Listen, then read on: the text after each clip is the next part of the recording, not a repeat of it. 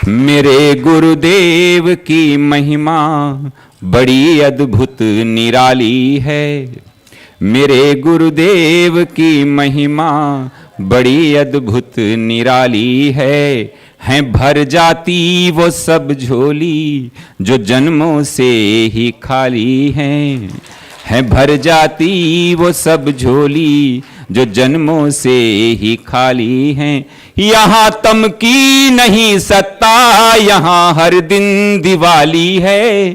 यहाँ तम की नहीं सत्ता, यहाँ हर दिन दिवाली है। भराया लोक अंतर में, नजर में प्रेम लाली है।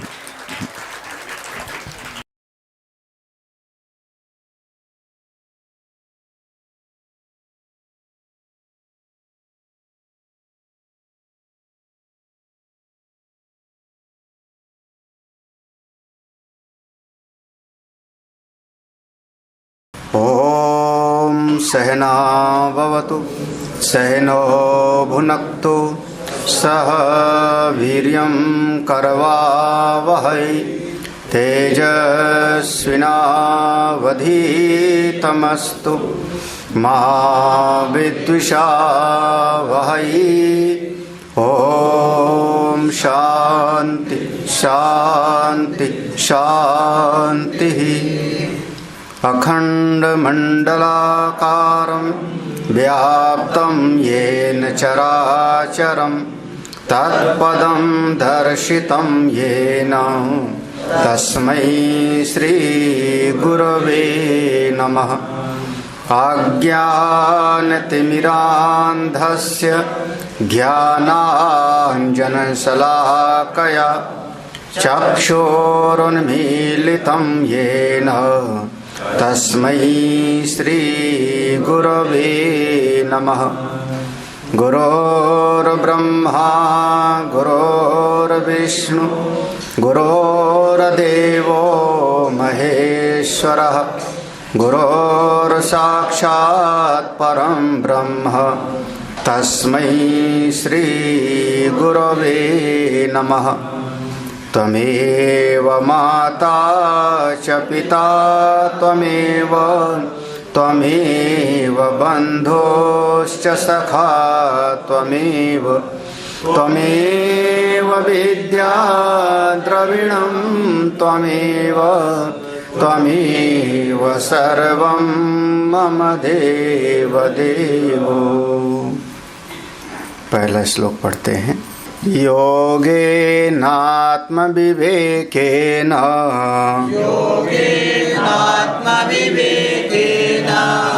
द्वैतमिथ्यात्वचिन्तया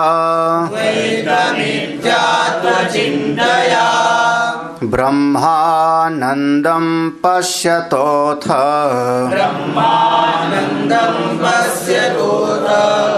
विद्यानन्दो निरूप्यते।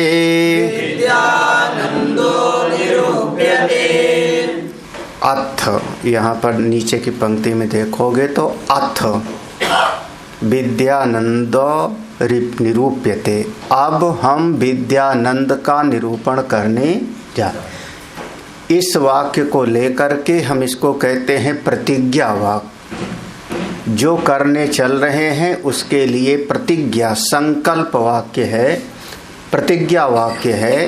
अथ विद्यानंदो निरूप्यते। अब हम विद्यानंद का निरूपण करने जा रहे हैं। अथ माने अनंतर भी होता है। इतना करने के बाद, जैसे हम कहते हैं भोजन करके फिर आता हूँ, तो एक क्रिया को करने के बाद दूसरी क्रिया का बोध होता है। वह थोड़ा विश्राम करके फिर कार्य को करता हूँ, तो एक क्रिया के उपरांत दूसरी क्रिया का बोध होता है।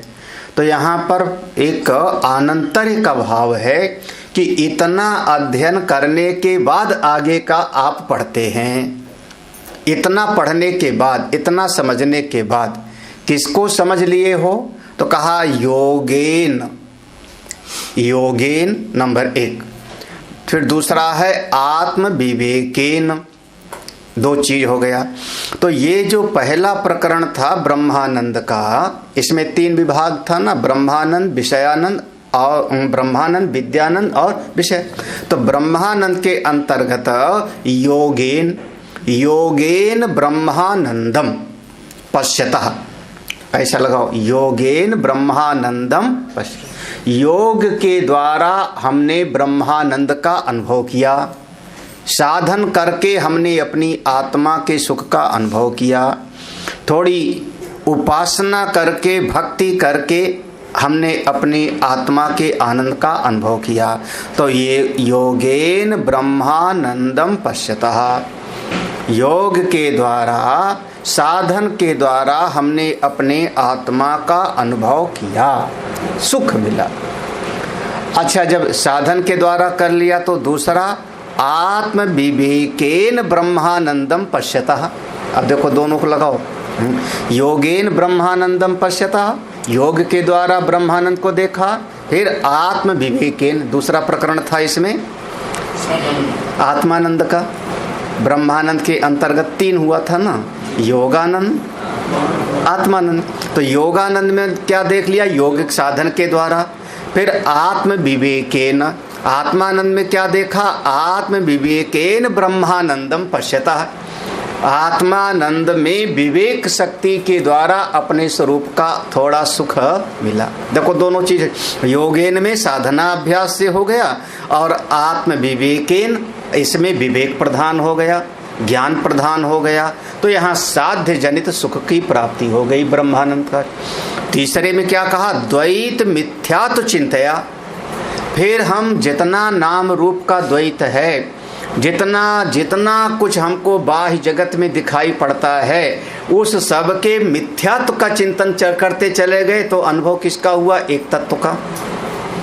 सारा नाम रूप मिथ्या, जो दिखाई पड़ रहा है सो झूठ, जो दिखता है सो झूठ, जो जानते हो सो झूठ। दुनिया में अपने से बाहर जिस चीज को आपने छू करके जाना, देख करके जाना, चख के जाना, वो सब का सब झूठ। जब सारा का सारा मिथ्यात्व का निश्चय हो गया तो एक चीज का हुआ कि जो अधिष्ठान है वह नित्य समरस है।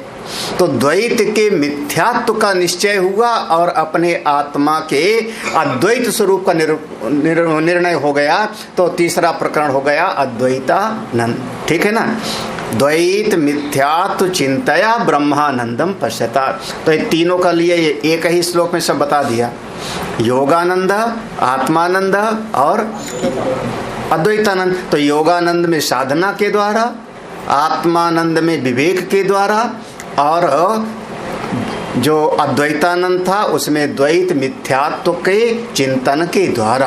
द्वैत मिथ्या और एकमात्र अधिष्ठान ही परम सत्य है, इसके द्वारा ये 3 चीजों का हमने निरूपण कर दिया, आपने समझ लिया। तो अथ, अब इतना समझने के अनंतर, इसके बाद अब हम आपको विद्यानंद का निरूपण करने जा रहे हैं। प्रतिज्ञा वाक्य हो गया। अब आगे बढ़ें, इसके पहले एक चीज को थोड़ा सरल भाषा में समझ। हम सबके भीतर, हमारा अंतर्यामी होते हैं ना, तो इसी से शुरू करते हैं, है ना। उनके भीतर जब प्रवचन करेंगे तो कहेंगे जीव को 2 ही चीज की अभिलाषा होती है, एक हमको सुख की प्राप्ति हो और दुख हमको कभी प्राप्त न हो। आत्यंतिक सुख की प्राप्ति और आत्यंतिक दुख की निवृत्ति, यही जीव का परम लक्ष्य है। हम सब यही चाहते हैं। अब इस प्रकरण में चूंकि ये आनंद प्रकरण का विभाग है, पूरा का पूरा ये 5 का विभाग में आनंद लगा हुआ है, तो यहाँ पर ये दोनों तरीके से निरूपण किया जाएगा। सुख और दुख क्या चीज है। जब हम सुख प्राप्त करेंगे तो दुख का अभाव हो जाएगा, दुखाभाव। दुख चला जाएगा तो हम सुख प्राप्त कर लेंगे। जैसे जब अंधकार चला जाएगा तो प्रकाश होगा, या प्रकाश होगा तो अंधकार चला जाएगा। क्या कहें, सही क्या होगा? प्रकाश होगा तो अंधकार चला जाएगा, या अंधकार चला जाएगा तो प्रकाश होगा।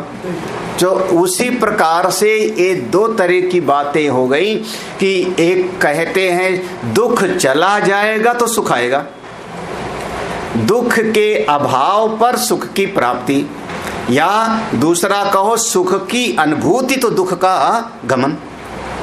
ठीक है, तो हमको दोनों चीज को समझना पड़ेगा कि सुख किसको कहते हैं और दुख किसको कहते हैं। आगे का पूरा प्रसंग इसी विषय पर आधारित है।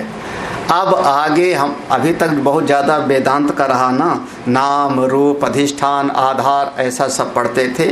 अब ये दोनों प्रकरण बहुत आसान हैं। क्यों आसान है? कि हम सबके रोज के अनुभव हैं, हमारे मन के रोज के अनुभव की बात है, इसलिए बहुत आसान है। जैसे एक हमको इस जगत में 4 प्रकार से सुख दिखाई पड़ता है। सुख का अगर हम वर्गीकरण करते हैं तो 4 तरीके से हम सुखी होते हैं। पहला सुख है, बता ही देते हैं, पहला सुख है, अब वो मत पढ़ देना, पहला सुख निरोगी काया, नहीं हम वो नहीं कहना चाह रहे हैं। हाँ, आप लोगों को तो बस वही रट्टू तोता लगा हुआ है। हाँ। क्यों महात्मा लोगों का शरीर बीमार है तो क्या सुखी नहीं हो? पहला सुख निरोगी काया, दूजा सुख घर में हो माया, ठीक है ना, तीसरा पुत्र हो आज्ञाकारी, चौथा घर में हो कुलवंती नारी। तो जो जंगल में महात्मा बैठे उनके पास तो कुछ नहीं है, हाँ, ना कुलवंती नारी है, ना आज्ञाकारी पुत्र है, ना माया है और ना शरीरे निरोग है। महात्मा लोग भी दवाई खाते हैं, वो अपने आनंद में है, अपनी मस्ती में है। रमण महर्षि को कैंसर हो गया, सुखी हैं कि दुखी? हाँ, पूज्य गुरुदेव को प्रतिदिन जो है इंसुलिन का इंजेक्शन लेना होता था खाने के पहले। हाँ, हाँ, शुगर ज़्यादा थी। हाँ, पूज्यपाद महाराज श्री अखंडानंद महाराज को शरीर भारी हो गया, कई तरह की बीमारियाँ। हाँ, तो अगर आपका ये वाला दोहा रट ले में ना देहाती, ये हम पंचदशी वगैरह में पढ़ाने का मतलब नहीं होता, ये एक गंवारू बात है।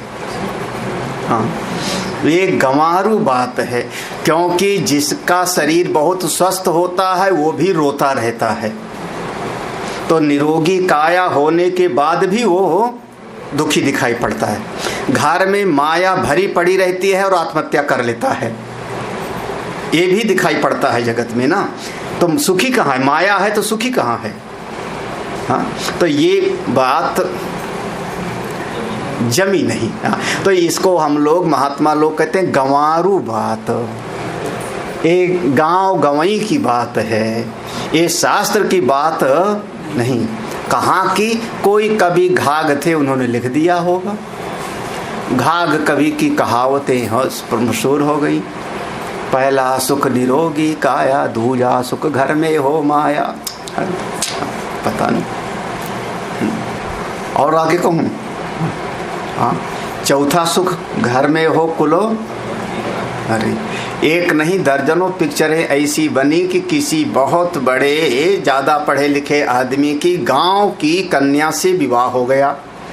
अब गांव की कन्या बड़ी कुलवंती, आज्ञाकारी, पति का चरण धो के पीना, सास ससुर की सेवा करना, पांव दबा के सेवा करना, सब कुछ।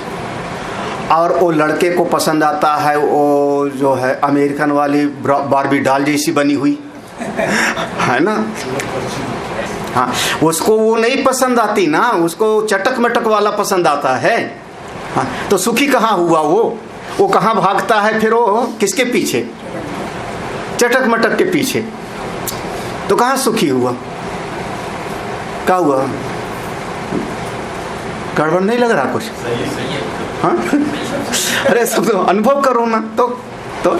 तो ये भूल जाओ। तो सुख के 4 विभाग किया संतों ने। 4 प्रकार से हमारा मन सुखी होता है। पहला सुख कब? उसको कहा मनोरथ जन्य सुख। पहला, ये जन्य माने उत्पन्न होना, जन्य मनोरथ जन्य सुख। मनोरथ जन्य सुख माने कभी कभी जीव ये मन रूपी रथ पर चल के कल्पना करता। मनोरथ ना, मन ही है रथ जिसका, मन ही जिसका रथ है। तो कौन सा अच्छी अच्छी कल्पनाएं करता है और उससे वो सुखी हो जाता है। फिर हम 1 बीघा जमीन खरीदेंगे, फिर उस 1 बीघा जमीन में 4 कमरे होंगे, बरामदा के साथ होगा। तो एक कमरा हम संतों के निवास के लिए रखेंगे, एक कमरा जो है महंत की कुटिया होगी, है ना, है ना, है कुछ नहीं अभी कागज में भी नहीं, मन है, मनोरथ, मनोरथ जन सुख हो रहा है ना। और मन में ही वो कल्पना करके और फिर उसका अच्छा भी लगता है, ऐसा हो जाएगा तो क्या बात होगी। और केवल हमने महात्मा का दिया, आप गृहस्थी लोग तो मनोरथ जन्म में ही पड़े रहते हैं। हाँ, फिर ऐसा हो जाएगा तो हम सुखी हो जाएंगे। कैसा हो जाएगा? तो बच्चा कहता है बचपन में जिसको देखो वही पानी ला, एक काम कर दे, सब आदमी बता बता के काम दे दे करके, जिसको सुनो अभी बच्चा है समझता नहीं, अभी अरे मैं बच्चे हूँ थोड़े, हाँ जब बड़ा हो जाऊंगा तो बताऊंगा। बेचारा बच्चे का सुख किस में है? जब बड़ा हो जाए, अब बड़ा हो जाऊंगा तो बड़ा हो जाऊंगा तो बड़ा हो जाऊंगा। तो बचपन में जिसको देखो वही डांटता रहता है, जहाँ खड़े हो जाओ, चलो उठो, बात सुनते हो, काम करो, जा करके पढ़ो लिखो, राम राम। कल फिर उसके बाद कब? जब नौकरी मिल जाएगी तब सुखी हो जाऊंगा। हाँ, अभी तो इसको स्कूल की किताब पढ़ना है, लेकिन नौकरी मिल जाएगी तब बताऊंगा सबको आटे दाल का भाव पता लग जाएगा। हाँ, फिर नौकरी के बाद अभी कहाँ चल रहा है आपका सब उधेड़ बुन? मन के भीतर, मनोरथ जन। फिर जब तक घर में रहना है झेल लेता हूँ मम्मी पापा की बात, क्या करूँ, घर में रहना हो जाने तो शादी फिर बताता हूँ फिर लेके उड़ जाऊंगा। तो राम राम। तो ये सब अपने मनोरथ का एक, कल्पनाओं का एक सुख है, इसका नाम हुआ मनोरथ जन्य सुख। हाँ, अब कभी देखना, सभी के मन की जो कल्पनाएं होती हैं वो सारी कल्पनाएं अधूरी हो जाए ऐसी बात नहीं है। आज तक कोई ऐसा नहीं कह सकता कि मेरे मन में जितनी कल्पनाएं हुई थी उनमें से कोई भी पूरी नहीं हुई, ऐसा कोई नहीं कह सकता। हाँ, 2-4 पूरी होती हैं, 80-90 पूरी नहीं होती। 2-4 तो पूरी होती है। ये रिकॉर्ड है, 100 कामनाओं में से कोई एक व्यक्ति नहीं कह सकता कि हमारी एक भी पूरी नहीं। 2-4 पूरी होंगी, 8-10 पूरी होगी, 80-90 नहीं हुई, ठीक है ना। अच्छा, कोई भी ऐसा एक आदमी नहीं कह सकता कि हमारे मन में जितनी कल्पनाएं थी सब पूरी हो गई। कोई एक आदमी बताओ जितनी कल्पना थी सब पूरी हो गई? जितना सोचा था, आपका मनोरथ जितना हुआ था, तो सारे मन की कामनाएं पूरी हो गई 100%। आज तक कोई नहीं कह सकता, कोई नहीं कह सकता, ना दशरथ जी, ना वसुदेव जी, ना दुनिया में जो शरीरधारी है कोई भी। और कोई भी कामना पूरी नहीं हुई ये भी आप नहीं कह सकते हो। अब बताओ कैसा विचित्र ये संसार का नियम है। हाँ, तो ये जो अपनी कल्पनाओं का एक सुख होता है उसका नाम देते हैं मनोरथ जन्य सुख, ठीक है ना। उसमें भी आदमी बड़ा सुखी होता है, बड़ा मस्त होता है, सब ठीक है, बढ़िया है बस। और सारे जिंदगी कल्पनाएं करते रहते हैं। सारे मनोरथ माने क्या? कब विश्राम करोगे, कब आराम करोगे? बोले बस रिटायर होने के बाद। रिटायर होता हूँ, उसके बाद रिटायर होने के बाद दर्जनों लोगों को देखा हमने। हाँ, अभी कल ही किसी को डांटा हमने। हाँ, दर्जनों लोगों का रिटायर होने के बाद आप कब? बोले लड़का शादी करने के लिए तैयार ही नहीं हो रहा है। हाँ, आप बताओ शादी कर ले तो मैं सुखी हो जाऊं। फिर उसके बाद अब एक कल्पना बढ़ती जाएगी ना। फिर अब क्या चाहिए? एक पोता चाहिए कि पोती चाहिए कि बेटी की शादी हो जाए, देवते की शादी हो जाए, आपका ये मनोरथ चलता ही रहता है। ये कभी भी पूरी तरह से 100% कभी किसी का पूरा हुआ नहीं, और 2-4 तो पूरा तो हो, लेकिन इसमें भी जीव सुखी हो जाता है। ये पहला सुख मनोरथ, ठीक है ना। अब इसके आगे बढ़ो। जब आदमी ने मनोरथ किया तो ऐसे परिश्रम भी करेगा, मन में कल्पनाएं आई तो परिश्रम भी करेगा, मेहनत करेगा। जो मेहनत करेगा तो कुछ न कुछ तो कामना इसकी पूर्ति होगी। मैंने कहा 2-4% तो पूरी होगी, तो उसमें उसको उपलब्धि होगी। वो जमीन खरीद लेगा, वो घर बना लेगा, वो नौकरी प्राप्त कर लिया। अब भीतर दूसरा सुख आएगा, नाम है अभिमान जन्य सुख। हमारे पास में 5 बीघा जमीन है, हाँ, केवल अभिमान का सुख है और कोई नहीं। हाँ, हमारे पास 5 बीघा जमीन है। किस बात का सुख? अनाज का दाना कितना मिलता है? बोले दुकान से खरीद के आता। क्यों? गांव में जमीन है, हम भाई लोग उस पर अपना करते हैं, कमाते खाते हैं। हाँ, आप लेने चले जाओ, हाँ, लगभग सभी के लगभग हाँ, अरे जितनी दादी दादियां हैं, आपको किस काम का? आपके काम तो 2 रोटी और 2 धोती आ रहा है, बाकी किसका? आप माने बैठो कि 5 बीघा जमीन है हमारे पास। तुम्हारे पास क्या? बेटे बहू ने ले लिया है, अब तुम्हारे पास क्या है? तो किस बात का सुख है तुमको? हमारे पास 5 बीघा जमीन है। बोले 4 बेटे हैं मेरे पास, 4 बहुए हैं, रोटी अपने हाथ बनाना पड़ता। किस बात का सुख है? जब कोई मिल गए तो बैठ के बातें करो, काहे का? बोले अभिमान जन सुख। ठीक है ना, समझ आ रहा है ना? अभिमान जन। बैंक वाले को अनुभव होगा, जिसको एफडी बना के आपने दे दिया, अब उसके पास में सुख काहे का है? सब लोग रखवाए हों, अच्छा एफडी बना के रख दिया, हाँ, आपके पास एक कागज का टुकड़ा ही तो है ना, इतना ही तो है, हाँ, बाकी पैसा कहाँ पर है? बैंक में। तो काहे का सुखी हो रहे? और कई बार ऐसा हुआ, बैंक में पैसा रखे हैं, एफडी रखी हुई, और महात्मा राम राम नाम सत्य हो गए। जो 90,000 करोड़ बना है, चुप रहो, अभी आया 90,000 करोड़ अनक्लेम्ड, मतलब कोई उनका दावेदार ही नहीं है, तो उसको विधेयक बना के ला रहे। तो जितने समय तक वो पैसा की एफडी रखे रहा, जो भी आदमी, किसी को बताया नहीं, चुपके चुपके। किस बात का सुख है? अभिमान, मेरे पास इतना है, इसका नाम हुआ अभिमान जन सुख। ठीक है ना, 2 बात हो गए, मनोरथ जन और अभिमान, 2 सुख आप लोग अनुभव कर लेना, ज्यादातर आपके जीवन में होगा। अब और आगे बढ़ो। तीसरी श्रेणी आती है, जो चीज आपको प्राप्त थी, जो उसको आप अपनी समझते थे, उसमें कुछ चीज का आपने उपयोग किया। आपने गेहूं चावल ले आए, उसका भोजन किया, कुछ वस्त्र आपने खरीद लिया, कोई पैसे से कोई चीज को आपने क्रय कर लिया, तो उसका आपने उपयोग किया। तो अब तीसरा सुख हो जाएगा, इसका नाम होगा भोगजन्य सुख। भोगजन्य, आप खा के सुखी हुए, आप पहन करके सुखी हुए, आप बढ़िया सी कोई चीज का उपयोग करके सुखी हुए। हमारे पास में ऐसा बढ़िया चश्मा है, हमारे पास में इतना बढ़िया जूता है, हमारे पास में इतना बढ़िया वस्त्र है, ब्रांडेड चीज है। किसका सुख हो रहा है? अब इसका ये भोगजन्य सुख हो रहा है। ठीक है ना, भोग करके सुखी। 3 प्रकार का हो गया, मनोरथ जन्य, अभिमान जन्य, भोगजन्य। ठीक है ना। चौथा सुख,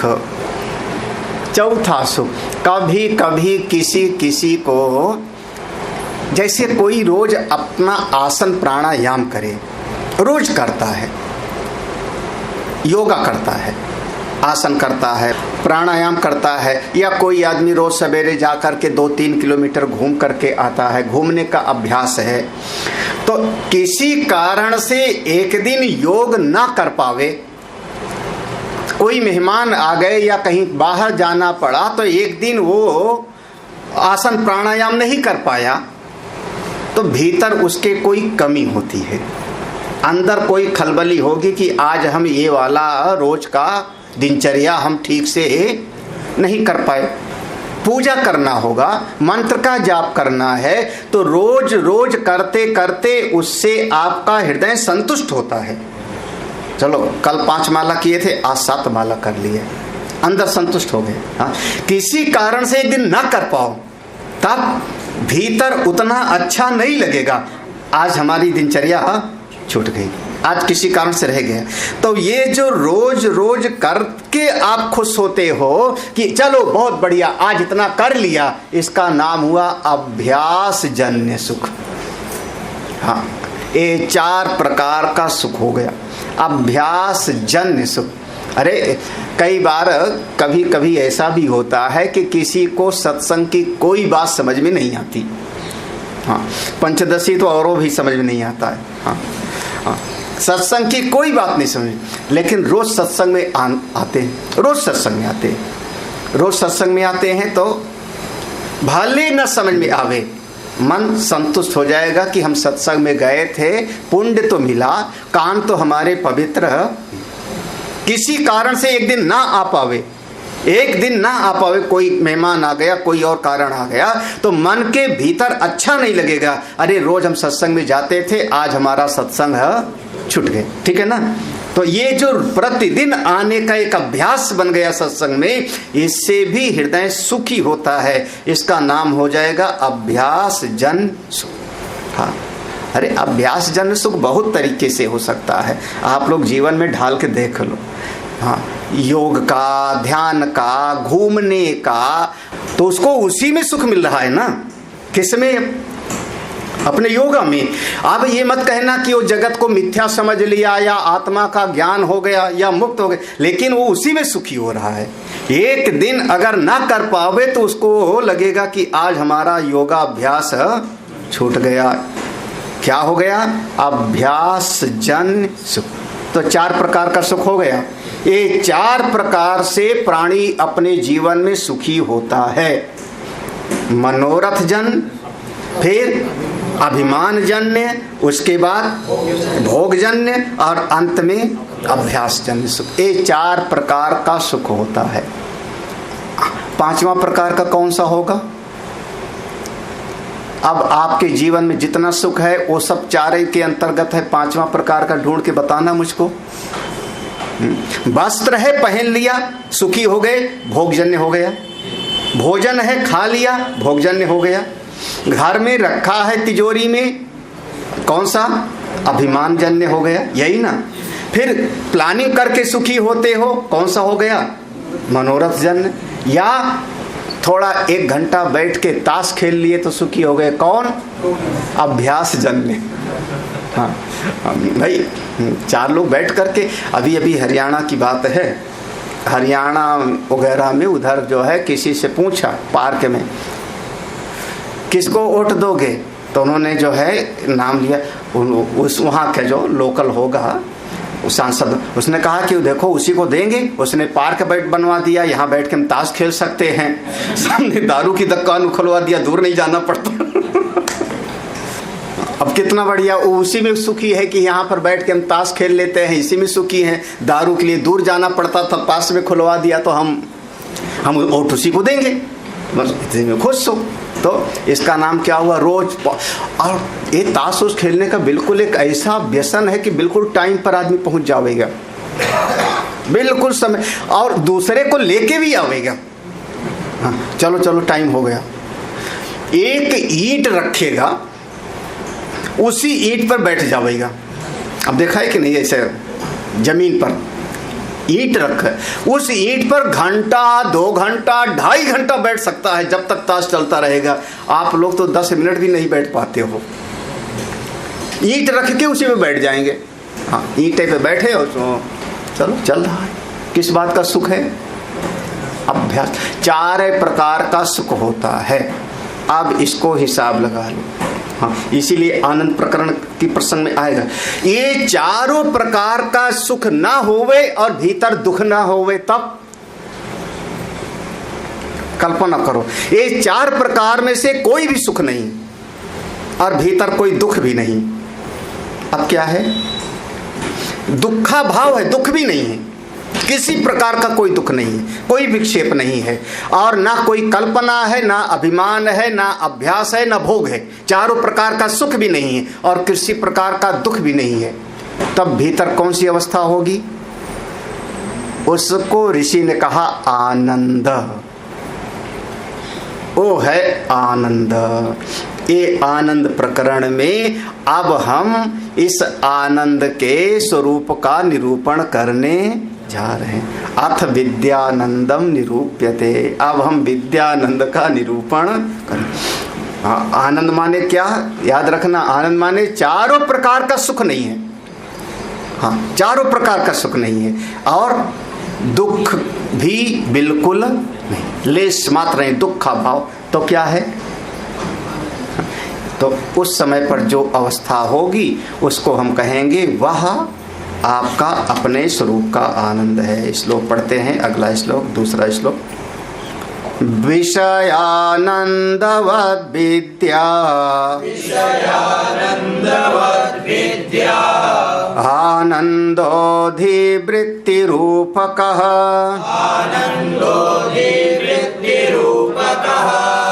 दुःखाभावादिरूपेण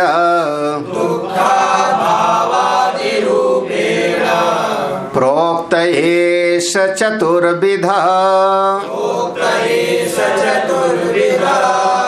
विषयानंदवद विद्या आनंदोधिवृत्तिरूपकः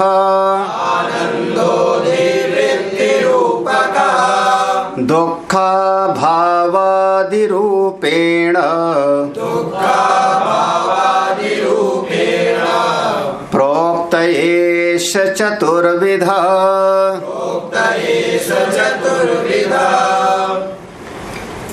विषयानंदवत।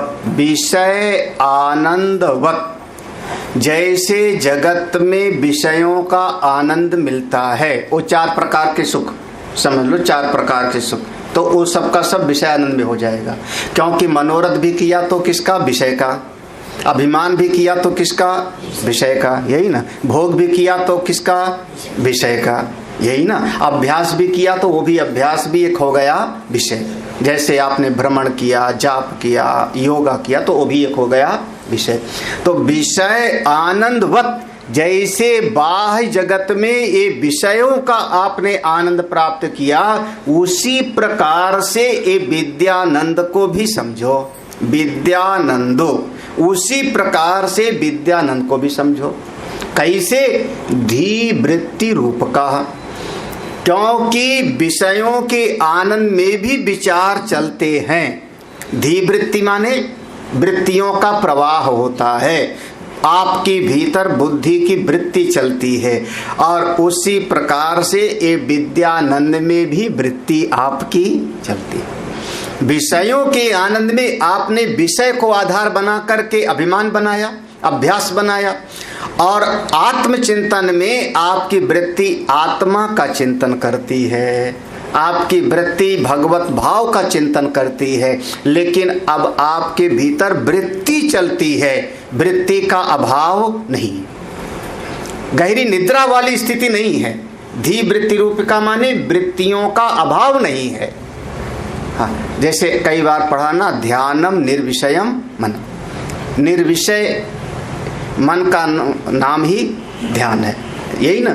वो वाली स्थिति नहीं है। विद्यानंद किसको कह रहे हैं? अब देखो, ये बात यहाँ समझने की है थोड़ा सा। अभी पंचदशी है, आंख बंद करके आपने वृत्तियों को रोक दिया, वृत्तियों को रोक दिया, तो आप समाधि में चले गए। ध्यान करते हुए आप अवस्था में चले गए, समाधि में चले गए, वृत्तियों को रोक दिया। तो वृत्ति अभाव हो गया। जितनी देर तक आपके भीतर कोई वृत्ति नहीं चली, उतनी देर तक आप अपने आत्मस्वरूप में अवस्थित हैं, समाधि में हैं। इसीलिए समाधि में दो स्थिति मानी जाती है, समाधि दशा और व्युत्थान दशा। फिर समाधि से उठेगा तो अपनी दिनचर्या करेगा, संध्या बंदन करेगा, गायत्री जाप करेगा, वो सब ऐसा करेगा, वो व्यवहार करेगा। तो वहां पर वृत्ति को शांत कर दिया तो समाधि में, अब वृत्ति जग गई तब बाह्य जगत में अपनी दिनचर्या को वो यथावत करेगा, वैसा करेगा। लेकिन बाहर के जगत में जब वृत्ति से व्यवहार करेगा तो उसको ये अनुभव में होगा कि ये मित्र है, ये शत्रु है, ऐसा करना चाहिए, ऐसा नहीं करना चाहिए, ये अपना है और ये अपना नहीं, ये वृत्ति में उसके चलता रहेगा। ये जो अपने आत्म स्वरूप का आनंद है, इसलिए नाम है विद्यानंद। यहां क्या है कि वृत्ति तो चलती रहेगी, वृत्ति चलती रहेगी। ये भी वृत्ति में आएगा कि ये मित्र है और ये शत्रु है, ये भी वृत्ति में आएगा कि इस चीज को खाना है कि इस चीज को नहीं खाना है, ये चीज उपयोगी है कि ये चीज उपयोगी नहीं। तो वृत्तियां यहां पर भी चलती रहेंगी, लेकिन ये सारी वृत्तियों को उसने भासमान समझ लिया, कल्पित समझ लिया। ये कहते हैं बाधित अनुवृत्त्या समाधि। वृत्तियों का यहाँ पर निषेध हो गया है। वृत्तियां हैं और वृत्तियों के चलते चलते उसके प्रति सत्यत्व बुद्धि अब उसकी नहीं रही, और तब वो अपने स्वरूप में गया। तो हम कहते हैं विद्या आनंद। विद्यानंद माने ज्ञान का आनंद। कैसे ज्ञान का आनंद? कि वृत्तियां सब चल रही हैं। अरे जैसे समझ लो कि जैसे हमने कहा ऊपर की तरफ नजर घुमाई तो हमने कहा आकाश नीला, वृत्ति चली ना, नीला शब्द हमने प्रयोग किया, नीला शब्द प्रयोग किया, लेकिन यह बाधित है मेरे भीतर से। बाधित कैसे? कि हम भीतर समझते हैं कि वास्तव में नीला कुछ भी नहीं है। हाँ, आकाश नीला कभी भी नहीं। तो वो जो आकाश नीला है हमने बात किया, वो हो गया बाधित। ठीक है ना? तो वृत्ति चलती है, और कितनी बार बहुत सारी वृत्तियां चलती हैं। आप लोग जैसे समझे कि मृग मरीचिका का जल, या बहुत सारे व्यवहार में आप लोग ऐसा उपयोग करते हो। तो वृत्ति चलते हुए भी अब उस वृत्ति के प्रति सत्यत्व बुद्धि नहीं है। जब सत्यत्व बुद्धि नहीं है तो उस वृत्ति से हम प्रभावित नहीं। अरे सामने शेर आ गया, सामने शेर आ गया, बिल्कुल दहाड़ता हुआ। हाँ, वृत्ति में तो आएगा कि नहीं, शेर आया, और तब तक आवाज समझ में आई कि नहीं ये तो मामा है जो वैसे चमड़ा पहन के आ रहा है। हाँ, ऐसे पहले डराने के लिए चमड़ा वमड़ा पहन लेते थे, कुछ कपड़े वगैरह। हाँ, अब वो कपड़ा वगैरह कोई पहन करके ये तो हमारा मामा जी है। अब अभी भी देखने में शेर दिखाई पड़ रहे हैं, हाँ, क्योंकि कपड़े वैसे पहन रखा है। लेकिन अब वो वृत्ति में क्या हो गया? बाधित हो गया। जब वृत्ति, अरे कितनी बार होता है, बच्चे घर में खेलने के लिए कितने सारे खिलौने रखते हैं।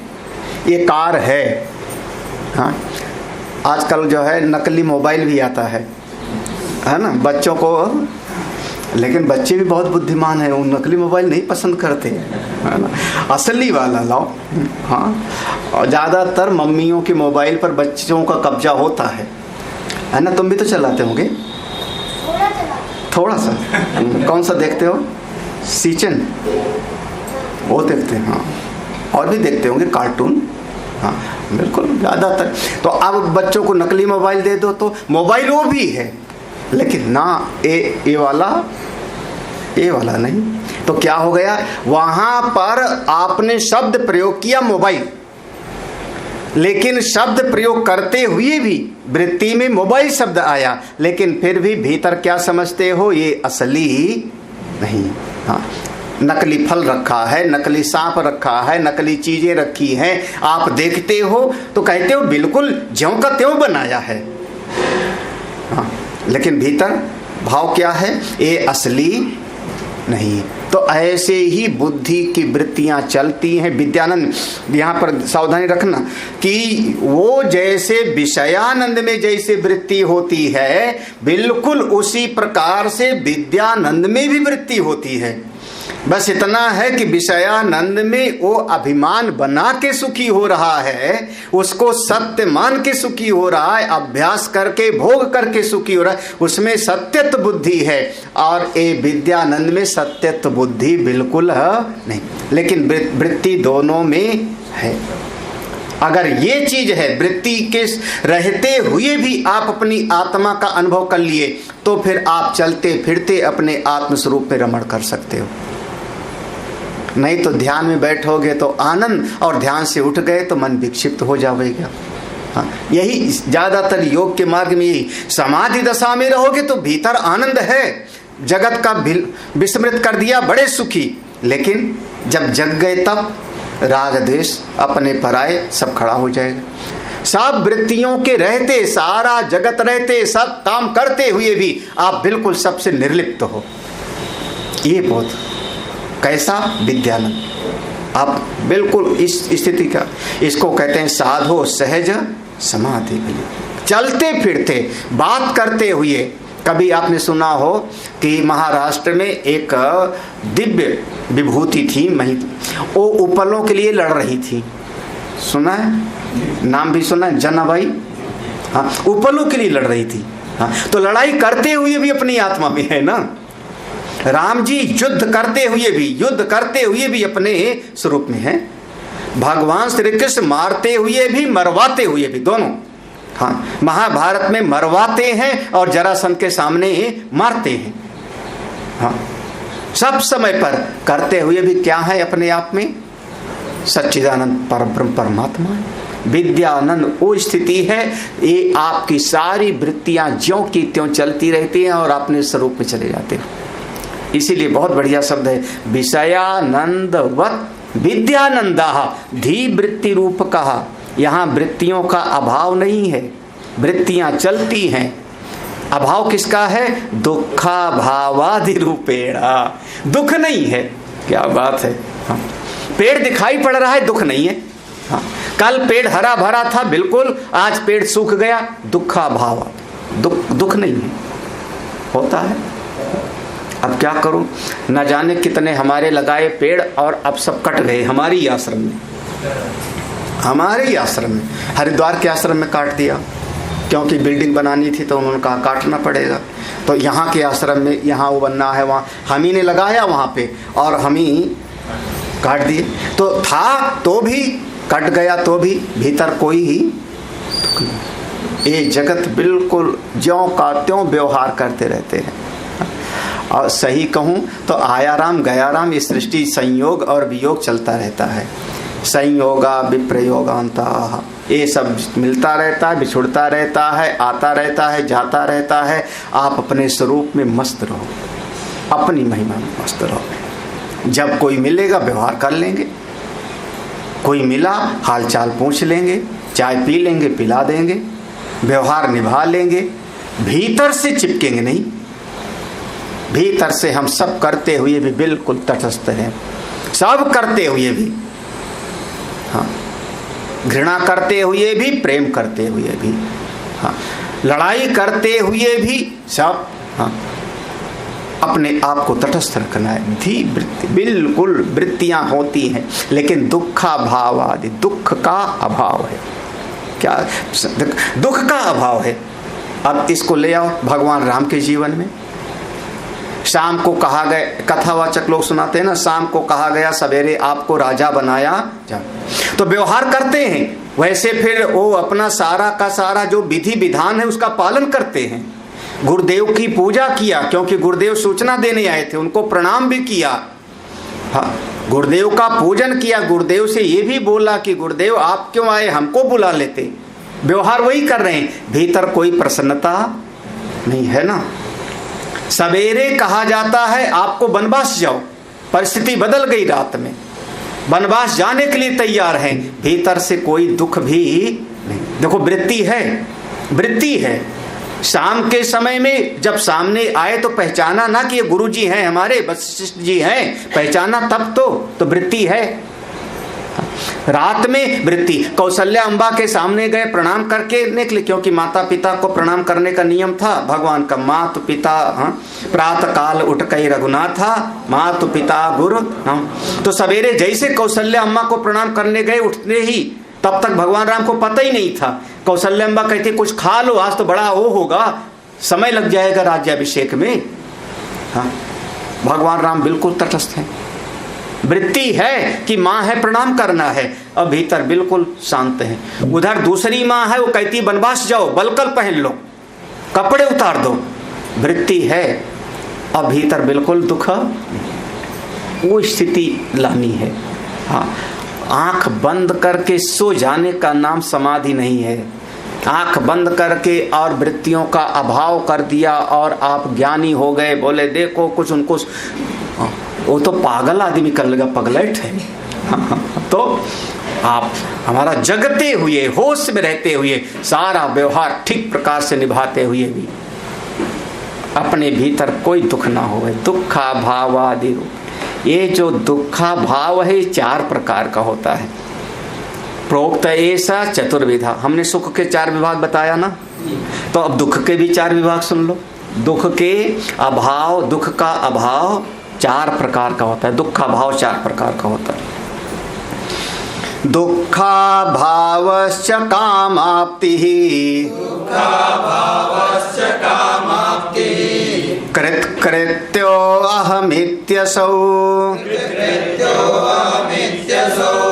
प्राप्त प्राप्यो अहमित्येव, चातुर्विध्यम् उदाहृतम्। हाँ, ध्यान से समझना। अब ये 4 प्रकार से, चातुर्विध्यम, 4 प्रकार से दुखा भाव की स्थिति होती है। हाँ, मतलब दुखा भाव माने दुख नहीं है, दुख नहीं। कैसे? पहला दुखा भावश्च, इसको कहते हैं निषेध वृत्ति से। निषेध वृत्ति से मेरे जीवन में कोई दुख नहीं है, इसका नाम क्या हो गया? दुखा भाव। हमारे जीवन में कोई दुख नहीं, वो वाली बात नहीं। किसी ने पूछा कैसे हो, तो आदमी ने कहा ठीक है। कैसे हो?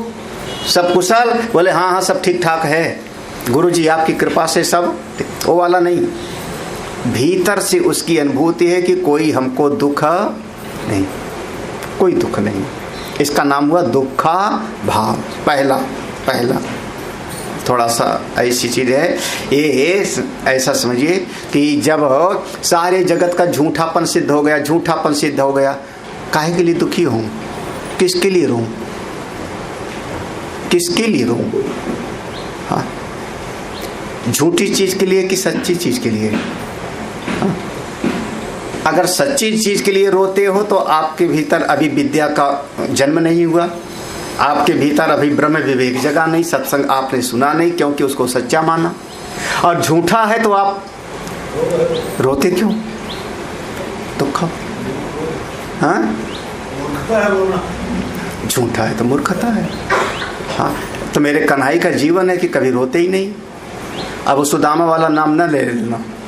हाँ हाँ, अन्यथा कभी रोते ही नहीं, काहे के लिए रोना? एक बार रोया भी तो थोड़ा सा दिखाने के लिए, सुदामा वाला छोड़ के, वो तो नरोत्तम दास ने लिखा था। हाँ, बाकी भागवत में ऐसा नहीं है कि करुणा करके करुणा निधि, वो सब जो है। और हुआ ऐसा कि अब थोड़ा सा कहानी में ऐसा आ जाता है कि भगवान चले गए थे हस्तिनापुर में। वहाँ पर सब का सब इनकी थोड़ा सा बवाल था उनके बुआ के लड़कों के बीच में। तो पांडव आदि को तो वहाँ संभालने चले गए थे। वहाँ संभालने गए तो यहाँ पर उनके ससुराल में डकैती पड़ गई। डकैती तब से पड़ती है भगवान के ज़माने में। भगवान की ससुराल में डकैती पड़ गई। भगवान के ससुर का नाम था सत्राजित। भगवान की पत्नी कौन हुई? सत्राजित की कन्या सत्यभामा, है ना। तो उनके यहाँ डकैती पड़ गई और वो मणि चुराने के लिए उसमें समस्या छीना झपटी में जब कुछ हो गया तो उन्होंने उसको मार ही डाला और सत्राजित मर गया, ससुर मर गया। तो जो सत्यभामा थी वो किसी से शिकायत नहीं किया। सवेरे जब पता लगा सवेरे मेरे पिता के घर में डकैती पड़ी, मार डाला मेरे पिताजी को, तो रथ पर बैठी हैं 2-4 दासियों को लेकर के द्वारका से सीधा चल पड़ी हस्तिनापुर। बात है कि सुख में भी अगर कहें तो किसको, दुख में भी कहें तो किसको, ये ध्यान होना चाहिए। जैसे भागवत में उत्तरा का भी वर्णन आता है ना, जब परीक्षित गर्भ में थी, प्रार्थना किससे? भगवान। सत्यभामा किसी से कुछ नहीं कहती, रथ पर बैठी सीधे हस्तिनापुर पहुंची, द्वारका से हस्तिनापुर भगवान को जा करके बताने का। उस समय मोबाइल नहीं था कि 2 मिनट में पहुंच जाएगा मैसेज। हाँ, तो जब हस्तिनापुर पहुंची और भगवान को बताया कि हमारे पिताजी को ऐसे ऐसे मार डाला इन लोगों ने, तो वहाँ भगवान नौटंकी में रोए हैं। हाँ, और भाई हाँ अब वहाँ पर क्या कहें, बहुत अच्छा हुआ। और असल में वो मारा इसीलिए गया क्योंकि भगवान का ही किसी समय उसने अपमान किया था, भगवान पर मणि की चोरी का कलंक लगवाया था, तो अपने कर्मों के कारण ही वो मारा गया, वही मणि के कारण वो मारा गया, उसी मणि के कारण वो मारा गया। तो ये जीव समझता नहीं जल्दी कि हमारे अपने ही कर्म हमारे सामने आ रहे हैं, मारा अपन। लेकिन भगवान उस समय भी, हाय मेरे ससुर जी मर गए, छोड़ूंगा नहीं जिसने मारा उसको, वो सब भीतर से नहीं बाहर से नौटंकी बस किया उन्होंने। और उसके बाद फिर कृतवर्मा शतधन्वा उनको दौड़ाया, मिथिला में जाके मारा एक को, शतधन्वा को। मिथिला 100 धनुष धारण करने वाला होता था। तो लेकिन भगवान के जीवन में कोई दुख, पहला दुखा भावश्च, पहला समझ दुखा, ये निषेध मुख से, निषेध मुख से है, दुख का कोई यहाँ पर एहसास नहीं, दुखा भाव। कैसे? उस ज्ञान वृत्ति से समझ लिया है सबको, जगत को अनुभव। तब दूसरी स्थिति क्या है? कामाप्ति ही। कामाप्ति माने अरे जो जरूरत थी वो मिल गया ना, कामाप्ति। ये विधि मुख से सबसे ज्यादा सुख अपनी आत्मा से, आत्मा का ज्ञान तो हो गया। अपनी आत्मा के सुख में तो हम सब किस आत्मनस्तु कामाय सर्वम प्रियम भवति, सबसे ज्यादा प्रेम हम अपनी आत्मा को करते हैं, आत्मा का अनुभव हो गया। तब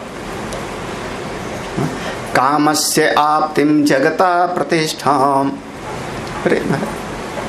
और जो ऐसे ज्ञान के मार्ग पर चलता है उसकी कामनाओं की पूर्ति होती जाती है अपने आप है। हाँ, कहते हैं जो भगवान की भक्ति करता है, भजन के मार्ग पे चलता है, अगर भजनानंदी होगा तो उसके पीछे ये प्रकृति कुछ चीजें लेके चलती हैं, प्रकृति पूरी सेवा करती है। कैसे? क्योंकि आप वो प्रकृति के स्वामी का ध्यान कर रहे हो ना, जगत के नियंता के साथ में आपने अपने मन को लगाया ना, तो ये शरीर जो है प्रकृति का हिस्सा है, तो प्रकृति इसकी सेवा करती। कैसे? कहा गया जो भजनानंदी होते हैं उनके पीछे पीछे मन चाहा भोजन, मन चाहा वस्त्र, मन चाहा स्थान और मन चाहा सम्मान, ये चारों चीज उनके पीछे पीछे चलता है, उनके पीछे पीछे। हाँ, किसके पीछे? जब चित्त वृत्ति आपकी वो नारायण के साथ लगी होगी तब, पहले नहीं। क्योंकि प्रकृति के स्वामी, अब भाई जैसे प्रकृति क्या है, पत्नी क्या है, परिवार की सेवा करती है, मेहमान आ गए तो सेवा करते हैं, यही ना। उसी प्रकार से सारी प्रकृति परमात्मा के लिए है, परमात्मा की सेवा है। दैवी हेसा गुणमयी मम माया दुरत्य, भगवान की माया है प्रकृति, भगवान की सेवा करती है। तो भगवान का जो अपना हो गया वो, भाई मेरे घर का जो स्वामी है, मेरे पति हैं, उनका मित्र कोई आ गया, बहुत नजदीकी आ गया, तो पत्नी उनको खिलाएगी पिलाएगी कि नहीं खिलाएगी?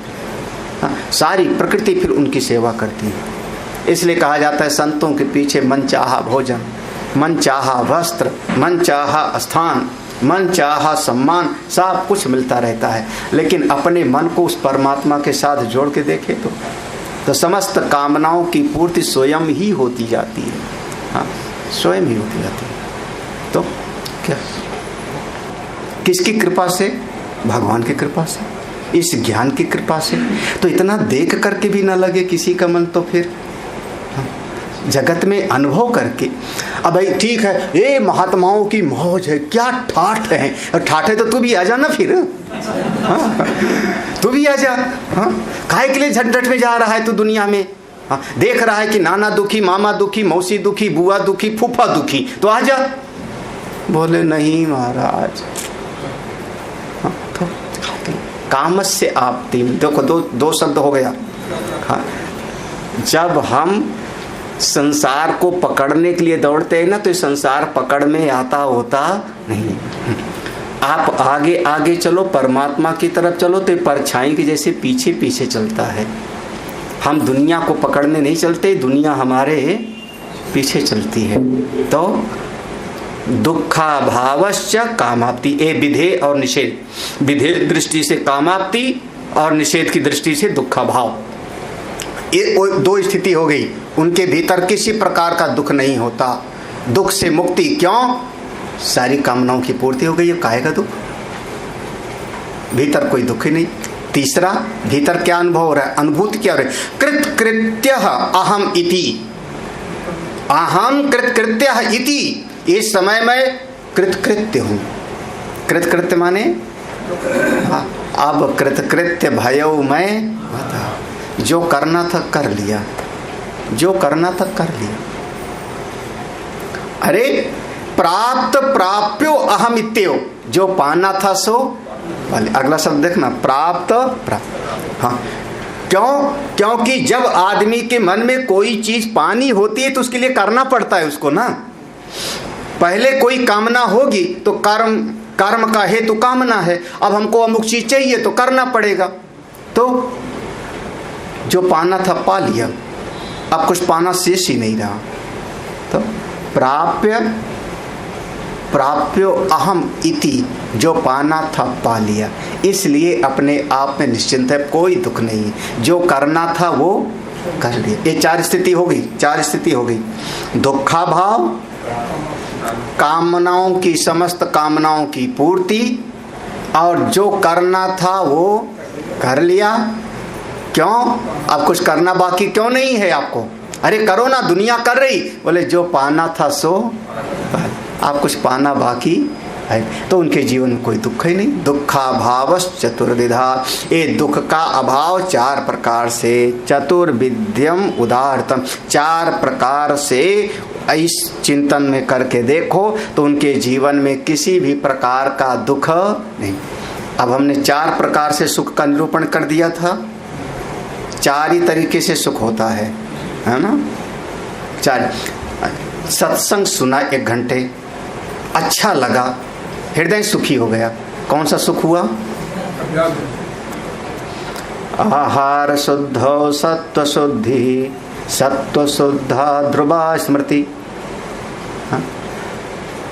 आहार की शुद्धि से, भोजन की शुद्धि से अंतःकरण शुद्ध।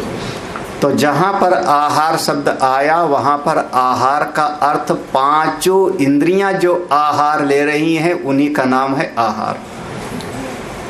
जो पांचों इंद्रियां आहारण कर रही हैं, ग्रहण कर रही हैं, तो आंख रूप रंग को ग्रहण कर रहा है, जिह्वा स्वाद को ग्रहण कर रही है, नासिका सुगंध दुर्गंध को ग्रहण कर रही है, ये आहार है ना। ले तो कान शब्द को ग्रहण कर रहा है। हाँ, कान शब्द को ग्रहण कर रहा है ना, तो ये कान का आहार है। तो अभ्यास जन नहीं है ये। अगर सत्संग सुना और उससे आप केवल सुन करके सुखी हो गए, भीतर ज्ञान नहीं जगा, तो वो भोगजन्य सुख हो गया, कानों का भोग हो गया। भाई देख के सुखी हुए, सुन करके सुखी हुए, और क्या। हाँ, एक बच्चा है गाना सुन के सुखी हो गया, आप भजन से सुन के सुखी हो गए, सुने की तो सुखी हुई है ना। तो कौन सा हो गया? भोग जन। ये अपने जीवन में देखोगे तो चार प्रकार से सुख हैं, और दुख के अभाव को भी चार प्रकार से निरूपित किया।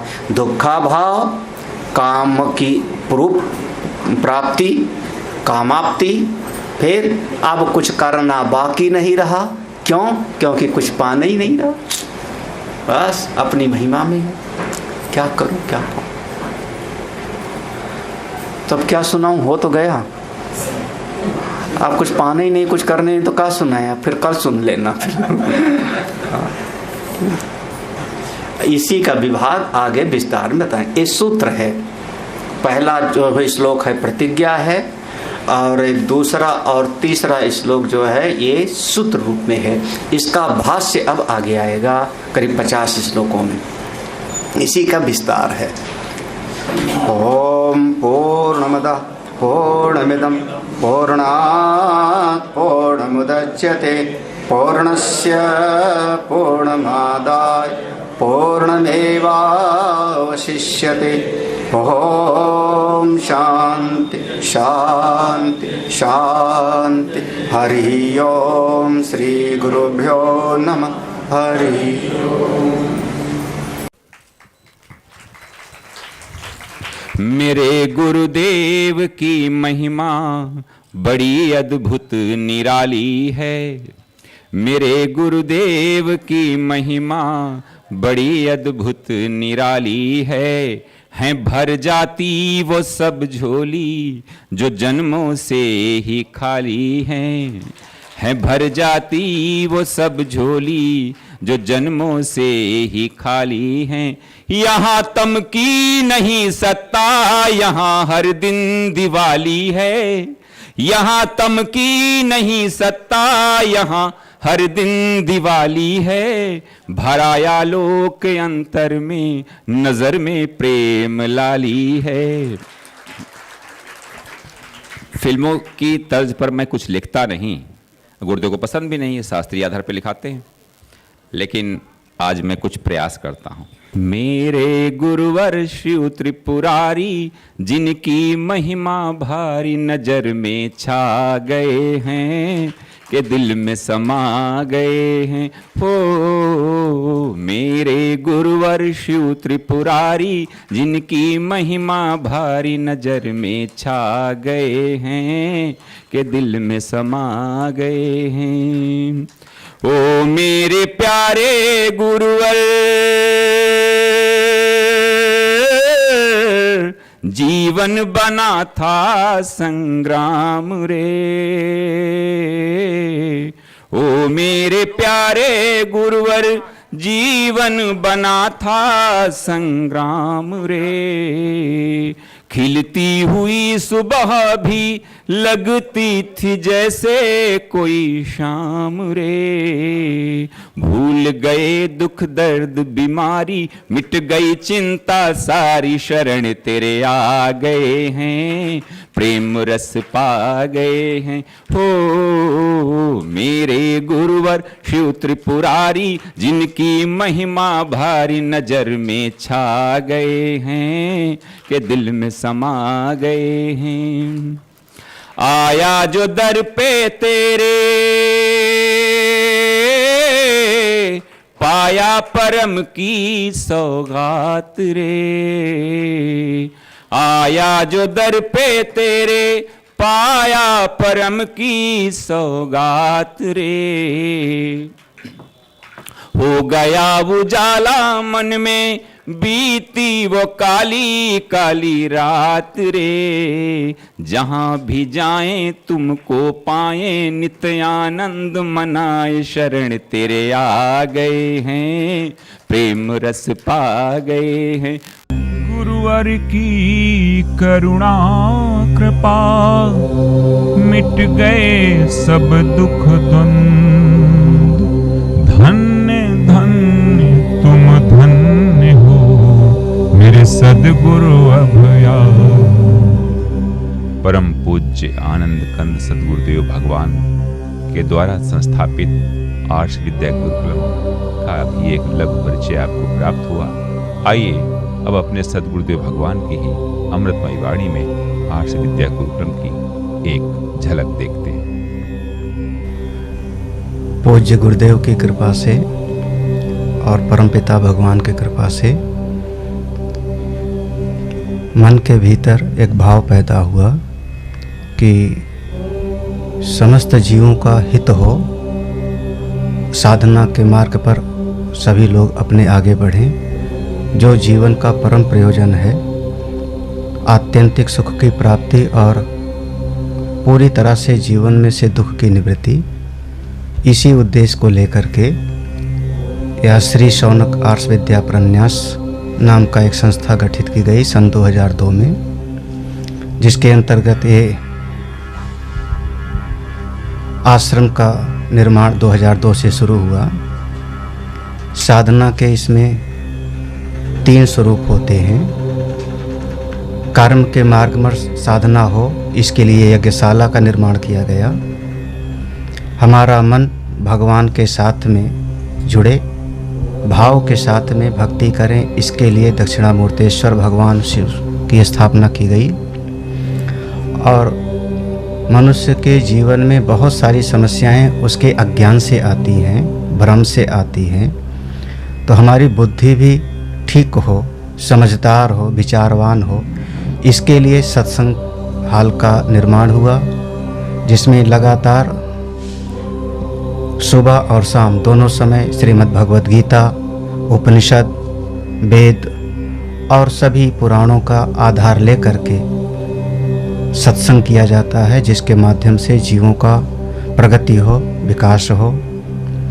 आश्रम की विधा में एक गौशाला का भी निर्माण किया गया वर्तमान में, जिसमें लगभग 35 छोटी बड़ी गौवें हैं। जब तक कोई भी व्यक्ति भारतीय संस्कृति में संस्कृत विद्या को, संस्कृत भाषा को नहीं समझेगा, तब तक शास्त्र में और वेद में प्रवेश नहीं होगा। इसलिए बच्चों से ही यह संस्कार आगे बढ़े, इसके लिए संस्कृत पाठशाला बनाई गई, जिसमें संस्कृत विद्या का ज्ञान प्रदान किया जाता है।